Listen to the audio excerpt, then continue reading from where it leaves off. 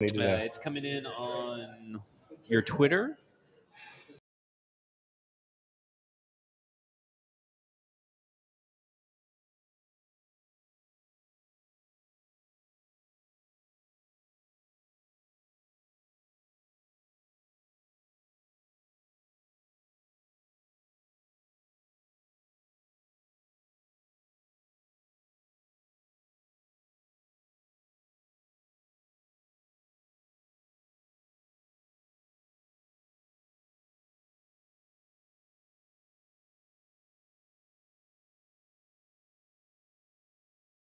One. We are live here at Jasper's on West End, and the Titans are on the clock. My name is Braden Gall from 440 Sports, of course. My man Zach, football and other F words, of course. Mike Herndon going to be here in just a few minutes as well. Special thanks to Jasper's for giving us a spot to hang out tonight and watch the draft in person with other humans. That's been really nice to do. I don't know about you, but it's been very nice to actually see other people and do something social and have a cocktail. Cheers. Cheers. Here's the good news. Yeah, there you go. Let's get right into this. And, of course, special thanks to Broadway Sports Media for all the work you guys have done all day and all night and setting this whole thing up. So, man, fantastic appreciate job. you having us. It's been awesome. Well, here's the good news for you Titans fans, and that is that basically everything is available. The best player, and we'll get to Mike Herndon here in just a second, but the best players available at corner, Caleb Farley, one of the best receivers that they've been tracking the entire, last 4 months of mock drafts, if you like those. Of course, Elijah Moore from Ole Miss is available. The best right tackle, Tevin Jenkins, is available. So we're basically looking at a Titans situation where they can kind of do what they want to do. I'd love to see Twitter explode with the right tackle. That would be fun. It would be drama. You may see my head explode. My head may just explode off my body. It would be fun, but basically they're in a great spot. I've been saying for months now I want to see them trade down, even more so now that we're here at this particular spot. If you want to get engaged, of course, Zach will handle all the questions and comments, so make sure you do that. But it's a really good position, man. It's a really good position for John Robinson now. You got to think that that he wants to trade out, right? Don't you think that he wanted to trade back last year when he selected that disaster of a pick in Isaiah Wilson? You have to think that he's looking at this right now saying, I'm in a prime position. Someone come up and bring me an offer so I can trade back. Well, and that's the key, right? It takes two to do this. Right. And who wants to move up? Is there a name on the board that you see that just says, this is the guy we've got to go up and get? There's no quarterbacks left that are value at this position. Mac Jones, of course, off the board with the Patriots. So I don't know. If you're the Titans, does the cost come down a little bit if you want to move back to 27, maybe before the Packers, who we know are going to take a wide receiver potentially, or God knows what they're going to do. But there's a lot of options here. And if they stick and pick, as now is the popular phrase, I don't think they can go wrong. I'm not a wide receiver guy, but I don't think they can go wrong. Well, I think if you're a team like the Ravens, maybe, that just traded away Orlando Brown, they may need a tackle, right? And people may be looking at the Tennessee Titans, who only have Kendall Lamb as their right tackle, maybe saying, can I talk the Titans into trading with me so I can get the tackle? Because they may get the tackle that I want. And Christian Darrisaw is on the board. And to me, that seems like a prime, and Tevin Jenkins, prime position for the Ravens to possibly try to trade up and get one. But there are two great tackles on the board, so they may just sit back and just take who they want. It's really interesting because the people that I would have told you 4 months ago that I would have been really interested for the Titans here, Azeez Ojulari is still available for Georgia, a guy that I would have said, hell yeah, take that guy right away. Fills the need, creates a great front seven. So there's still a lot of great names on the board. Kwity Paye just off the board, which makes, of course, the Colts front seven even that much more dangerous. Let's bring in Mike Herndon here while the pick is still – we still got a couple more minutes here before the pick is in. But, Mike, what do you make of the board? Who's available? Where do you like the Titans to go here with 22? Yeah, it's interesting. I think it's fallen pretty good for them so far, right? Like I was a little bit worried when the receivers and corners started running early, but that kind of the bleeding stopped there as we got out of the top 10. So,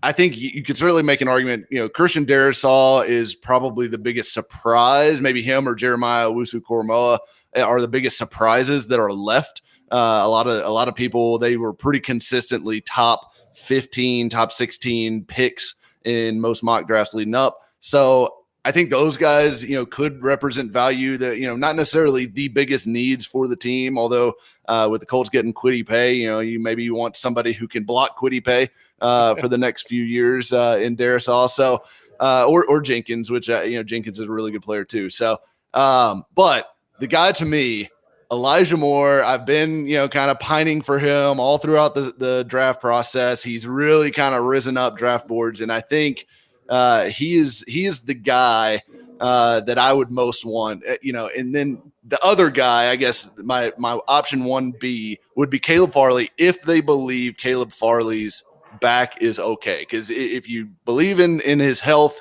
he's a top 10 pick all day long in this draft class. So those would be the two guys that I would prefer to see the Titans take here at 22. Yeah, we didn't even mention JOK out of Notre Dame. Again, another player who could be at the top of John Robinson's board at that position. One of the things we just don't know, and no fans do, no media do, none of us do. No one knows what John Robinson's board looks like. Whether or not Jenkins at the top, whether or not it's JOK at the top, whether or not it's Caleb Farley. Have they cleared him medically or not? We just don't know. Is Elijah Moore that much better than all the guys that could be available at 53 in the second round at wide receiver? You're drafting a third option on offense. I mean, Elijah Moore's a really good player. I'm fully expecting that to be the pick, and he's a really good player. But if you're telling me I can get a equal or slightly close to player at 53, Caleb Farley to me is the guy that I really like. But again, I'm not a doctor, so. Well, I'm with you. I am a doctor. I do play one on TV. But I am in on Caleb Farley, and the pick is in, obviously. But, that's who I would like for the Titans to get is Caleb Farley, because to me, that is the guy that can be a game changer for this defense. We know that our defense was just terrible on the field last year. And This is a guy that can play outside. He will be ready. And this is a guy that can change everything for this defense. He has a chip on his shoulder. He's been pretty much ran through the mud because of his medicals and everything. And people forget, this guy ran 24 miles per hour in a game. This guy was going to be a sub 4.3 kind of probably 40 time. This is the guy. This is who Adoree Jackson should have been. He's a more physical. He's basically Malcolm Butler, the physicality of Malcolm Butler, but with Adoree Jackson. Right, and bigger and stronger, more range. And what's interesting about Caleb Farley, again, should the medicals check out according to John Robinson and his staff, he came into college as like a quarterback, playing offense, playing receiver. So the fluidity in space, which is what you want to see, is he willing to come up and tackle, which we know Vrabel and that defensive staff wants, is somebody who's physical on that side of the ball. So listen, I look at what's available at 53 and what's available right now.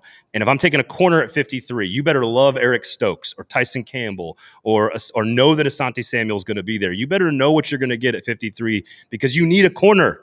You like wide receiver 2 is really important. It's very important. Is it first round important? I don't know if it's as important as number 1 corner. So the pick is in, and I can't look at the board here. It is Caleb Farley, defensive back, Virginia Tech. So as we were just talking about, a very fluid athlete in space. Let's go to Mike Herndon here, of course, to give us Mike, this is a guy that you've been talking about all week long. This is the guy you wanted them to pick. This was your prediction when I talked to you this week. It's the guy I've wanted as well. What do you see out of Caleb Farley? What are Titans fans getting out of the Virginia Tech cornerback, who didn't play, by the way, in 2020? Yeah, so he's an interesting guy. He's 6'2", 207, tremendous size for his position. But then you get the speed, right? Like usually you're either or, but he's got the size and the speed. He like Zach mentioned, ran 24 miles per hour on a GPS, which, he never ran a 40, but reports were he was in the 4.2s. So that's the kind of speed, that's the kind of athlete that you're looking at. It's not just a straight line guy either. Great feet, great change of direction, matches and mirrors better than any corner in this draft, and that includes Surtain and Horn, who both went in the top 10. If he was healthy, if he did not have the secondary back operation, I think he would have gone up in that top 10. He probably would have gone to the Cowboys at 10 or somewhere in that range in the draft. And so this is kind of reminiscent of the Jeffrey Simmons pick a couple years ago. You're taking a top 10 talent at a discount because of an injury, and you're betting that if you can get him right, you're getting a top player. I mean, this guy, to me, he's probably not as advanced coming out as Jalen Ramsey was, but the very same physical skill set, the speed, the size, the length. And the thing I also like about Caleb Farley, he played quarterback in high school. He comes to the game from a quarterback's point of view. He also played wide receiver for his first short bit at Virginia Tech before he ended up moving to cornerback. So this guy sees the game from an offensive point of view. I think that helps him being able to anticipate routes, being able to see things develop before they happen. And I think if he stays healthy, like that's the only if here. If he stays healthy, he's going to be a top 10 cornerback in the NFL. He's going to be a Pro Bowler. He's going to be a lockdown guy for the Titans for the next 5-6 years at least. So, risky pick, but hey, John Robinson's never been scared to take big swings, and this is another one. We'll hear more from Mike, of course, in just a few minutes on what this does to the rest of the draft, what this does for day 2, and what this does, of course, for the roster currently. No surprise, John Robinson walked away from Adoree Jackson and Malcolm Butler knowing that he was going to go after a corner, and that's what they've done here. Caleb Farley, of course, is the pick for the Tennessee Titans at 22, and I don't want to hear anybody complain about and talk about the medicals. Unless you are actually some super badass surgeon that knows about spinal surgery, you don't have an opinion on this that I care about. I just don't care about your opinion. John Robinson's medical staff is all that matters, and if they decided – it's all about John Robinson's staff. If they decided that he's clear, that's all that matters because the dude can play. You heard Mike break down his skills there. Incredible athlete, very fluid in space. They need a corner to play now. You can get receivers. You need a corner, man. I mean, he's going to be ready by July, right? I mean, when you're looking at this kind of decision that obviously they took almost the entire time, right? So obviously he was trying to trade. Much like last year, here's John Robinson trying to trade this pick and found nobody. I guess everybody's wise to John Robinson because he's going to take advantage of you, right? So I think that taking Caleb Farley was the right move right here because he is the transcendent talent. If it wasn't because of the surgery, which was an outpatient surgery, which means that he got the surgery and got sent home, a back surgery for that matter. And if it wasn't for that surgery scaring people off, if this was a normal combine year where they had gotten in there, poke and prodded this kid, then he probably would have been still a top 10, maybe top 15 pick. But when this whole thing started, you're talking about a bona fide number 1 cornerback easily. And then on top of that, he was probably a top 10 player. This is so reminiscent of Jeffrey Simmons. It's scary. It's identical to Simmons. And even when you look at the pedigree, Jeffrey Simmons coming out of high school, I know he had the off-the-field incident, but Jeffrey Simmons coming out of high school on the field, 0 questions. Right. Dude was a stud, 5-star, went to Mississippi State because of Dan Mullen. Caleb Farley pedigree was off the charts. Caleb Farley's pedigree coming out of high school was there. The athleticism, the talent, and you heard Mike talk about this, and the idea that an offensive players have a certain knack for footwork in open space, body control, all that kind of stuff.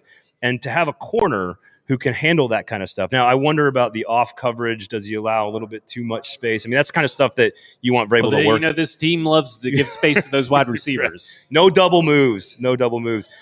So, again, I'm ecstatic. If I'm a Titans fan, I know fans wanted Elijah Moore, but I'm ecstatic for what they accomplished by acquiring Caleb Farley. From a talent standpoint, he's a starting number 1 outside corner.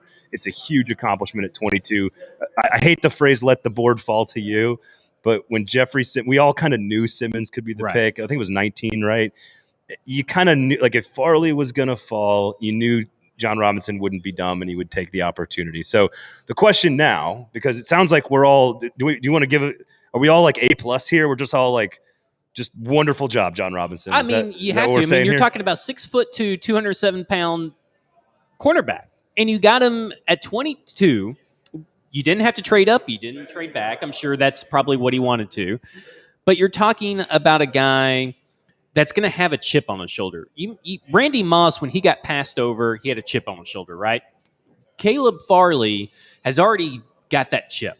He's seen J.C. Horn already go ahead of him. He's seen Patrick Surtain. He's seen other teams with these needs at cornerback just pass him up.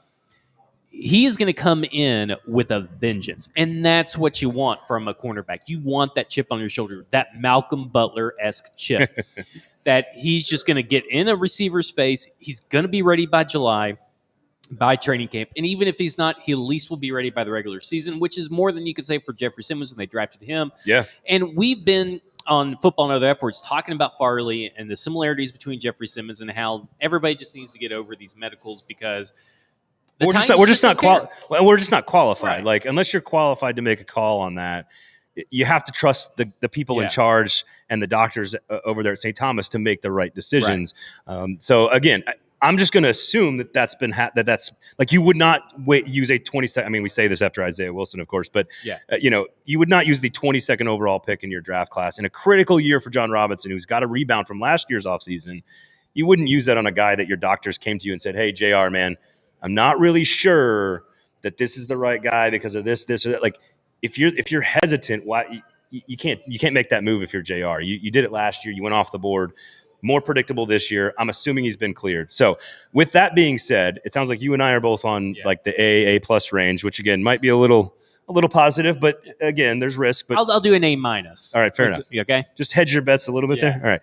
So Mike, for you, give us a grade on the draft pick with Caleb Farley. I know you like him. We've already heard you talk about him. So give us a pick. But then what does this mean for the rest of the roster, the rest of the draft that's coming up? Obviously, they filled a huge need. How does this pick change with the Titans strategy moving forward? I think, if you're saying he's healthy, which I agree with you, if they're drafting him here, they believe he can be healthy and get back to it. You are maximizing, I think, what you can pull from this draft because while I loved Elijah Moore, and I definitely don't think Elijah Moore is lasting to 53. No. There are going to be good wide receivers available in the second round and going into the third round even. You can still get a wide receiver, especially a slot wide receiver, which is really what they need to go with A.J. Brown and Josh Reynolds.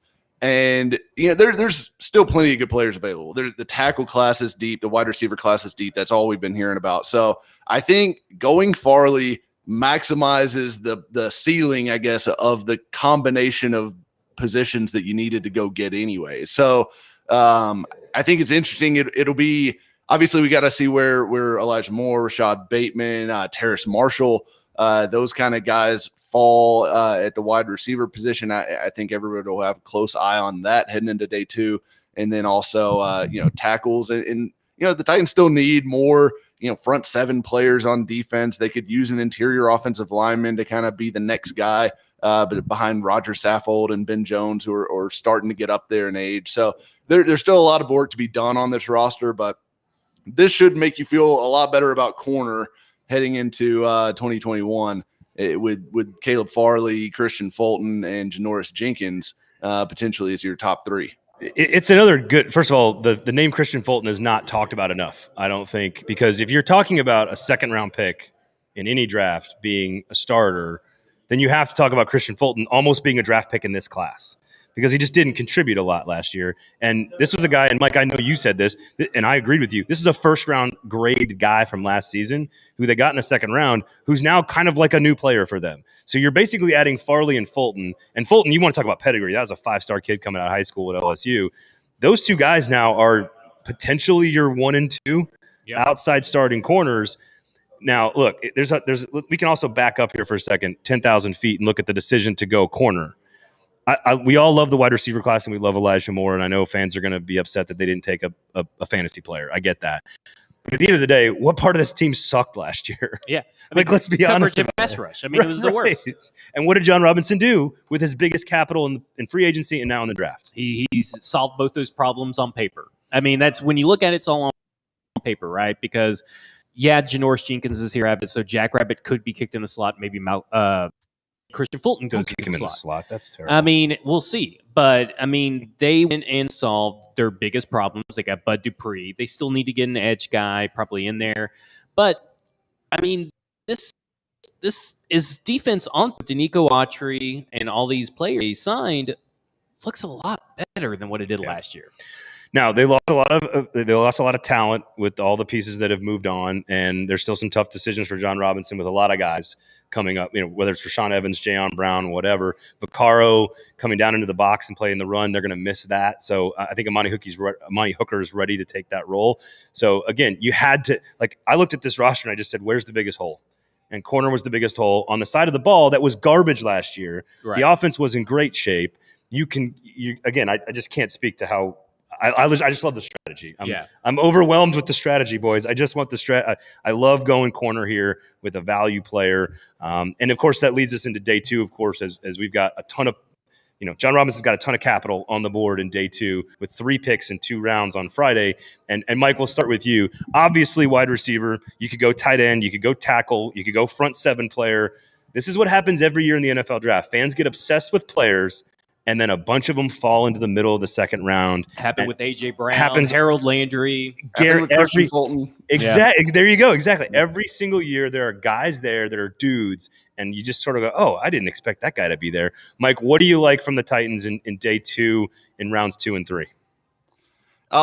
So I think ideally you're looking for if one of those wide receivers falls, like if Bateman or Moore, or really I think Terrace Marshall, Rondell Moore, wouldn't be bad in that range. Those guys fall into 53. I think that's an interesting position for them.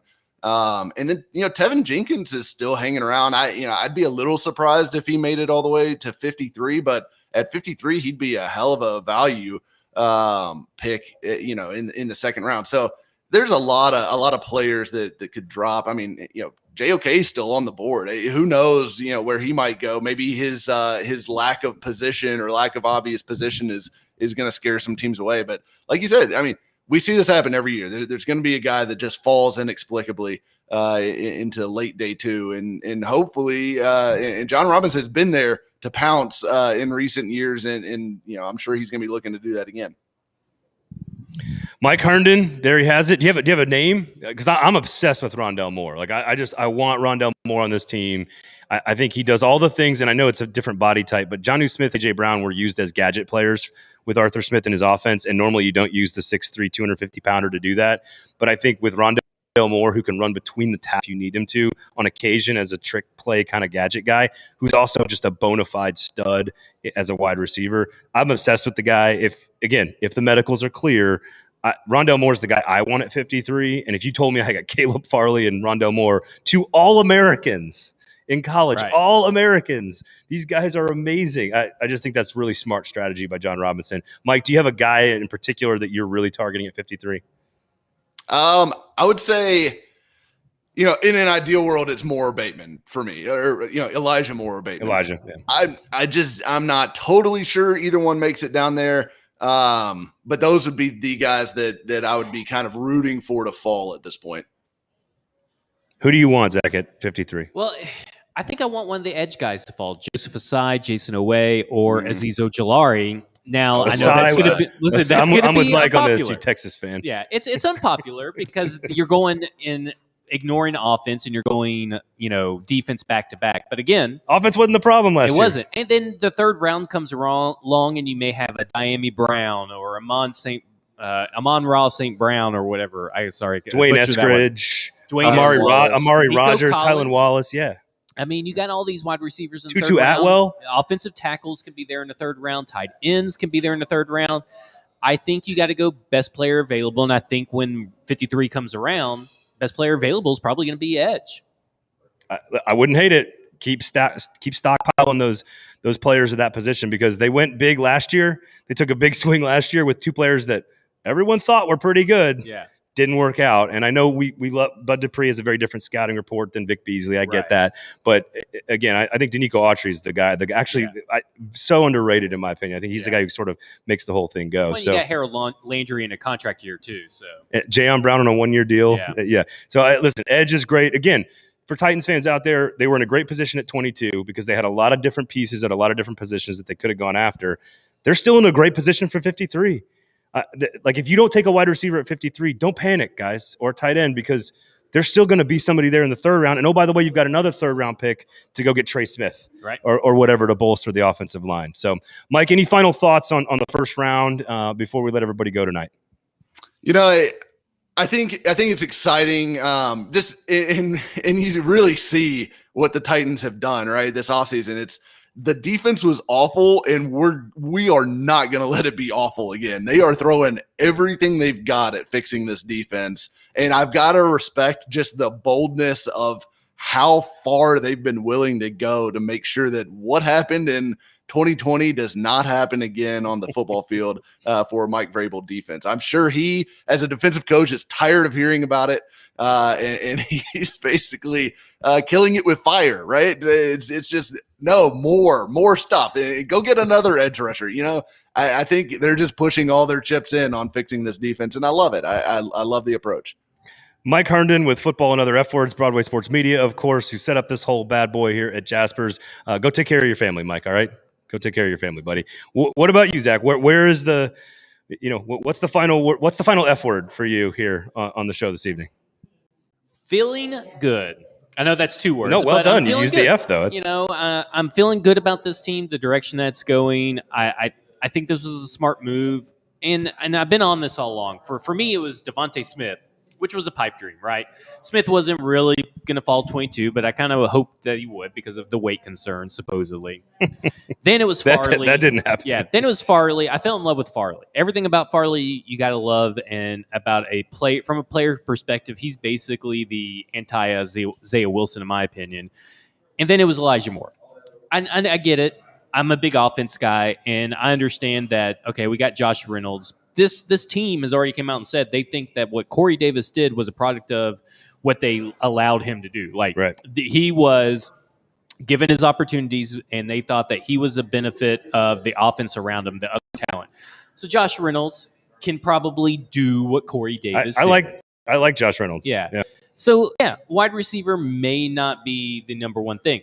I agree with you. Cornerback was the number one need. Kevin Johnson should never have really been given $2 million. But on top of that, you don't want Kevin Johnson to see the field. And we saw last year when one cornerback went down, it changed everything for this defense. And Malcolm Butler couldn't carry it alone. But I feel really great about Christian Fulton, Jack Rabbit, and now Caleb Farley. Way better than I even felt last year about Christian Fulton, Adoree Jackson, and Malcolm Butler. Now we'll find out if it's a Mike Vrabel and Shane Bowen problem.